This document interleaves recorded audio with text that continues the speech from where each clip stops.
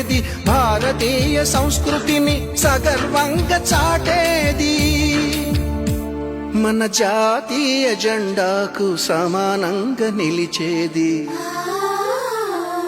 చీరలోని గొప్పతనం తెలుసుకో, ఈ చీర కట్టి ఆడతనం పెంచుకో. సింగారమనే దారంతో చేసింది చీర, ఆనందమనే రంగులనే అద్దింది చీర, మమకారమనే మగ్గంపై నేసింది చీర. చీరలోని